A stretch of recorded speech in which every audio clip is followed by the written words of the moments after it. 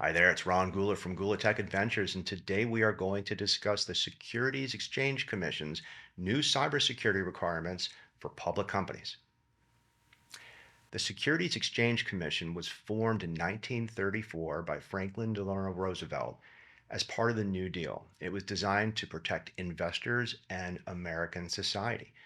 The latest rule that they've passed is Final Rule 1, which requires registrants to provide enhanced and standardized disclosures regarding cybersecurity risk management, strategy, governance, and incidents.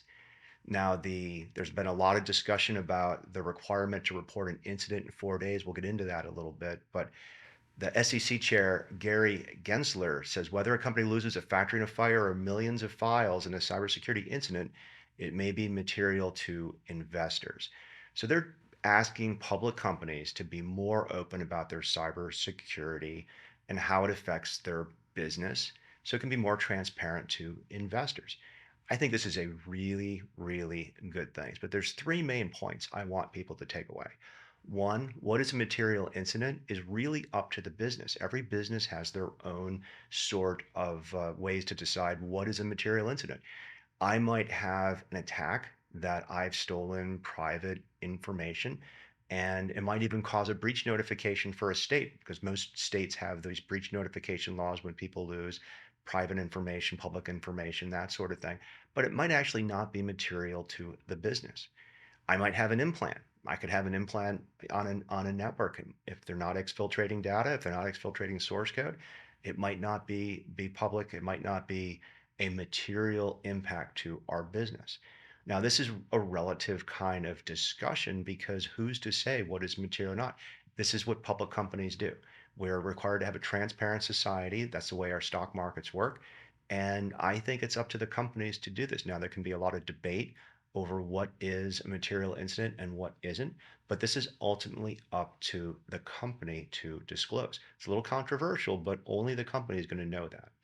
Now, the second thing that people should be aware of is that there is a 4-day reporting requirement. Now, these 4 days, first of all, I'm going to say if it was 25 days or 10 days or 100 days, there'd be the same people complaining, well, that's too short or it's not too long enough, right? There's not a lot of consensus on what that day. But my biggest argument in support of the 4 day is that if there is an incident, the hackers already know about it. And if you ever looked at command and control, threat feeds, IOCs, and that sort of thing, you can get pretty early indications of compromise of major corporations well ahead of the notice of public disclosure. You could probably use that to make stock trades based on that. Now, 4 days, it could cause some companies to rush to judgment or in the oversight of putting out an information, they might actually miss a bigger thing. I used to do this when I was at the NSA. When we were breaking into computers to test the security of the networks, we might launch vulnerability scans and decoy attacks to hide where we were really going. But I think that the 4 days and having that need to disclose is going to give organizations who are not being transparent about their cybersecurity hygiene and their strategies and whatnot, it's going to give them the ability to say, look, we need to step up and do this sort of thing. Now, the third thing I want people to take away is that this is a risk management decision by saying, hey, tell us what your security risk management strategy is and have this form of disclosures. This is a very good high level requirement for the SEC to levy on companies. I think it's good because they didn't say a framework. They didn't say go out and patch all your computers in 30 days. They didn't say you have to add a cyber expert to your board. All these things are good things, but they're very tactical and they are tactics as part of a bigger strategy. You don't want the federal government basically mandating specific tactics, especially when the technology is changing fast, right? Public companies are supposed to have public transparency. Cyber is very, very important. I think this is the right strategy for doing that. Now, are we going to learn more about the defenses of companies? I think we will, but I also think that there's some companies out there who probably aren't doing as much due care and due diligence, and they are going to close the gap with this type of requirement. And for the companies that are doing good, I think we have to remember that even on your best day, it can still be your worst day, right? You can do everything right. You could patch computers instantly. You could have multiple frameworks. You could have continuous red team pen testing.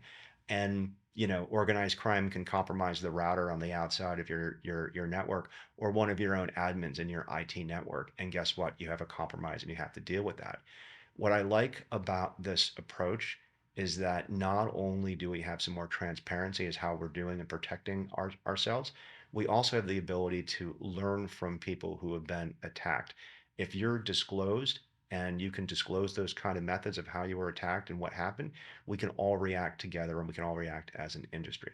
So I'm quite happy with this new regulation. I think it's going to do well. I think we'll probably get some surprises, but I think for most organizations who have been doing cyber, this is going to be a non-issue for them, and we shall see. But this is also, when you put it in context of all the other cybersecurity regulations and guidance that the Biden-Harris administration's been doing, this really fits in with their overall strategy that's reflected in the National Cybersecurity Strategy. I'm Ron Gula. Thanks for watching this video. If you've enjoyed this, please subscribe to this channel. Come visit us at gula.check. Check out our nonprofit programs and check out all of the great cybersecurity portfolio companies that we invest and help protect you and me every day. Have a great day.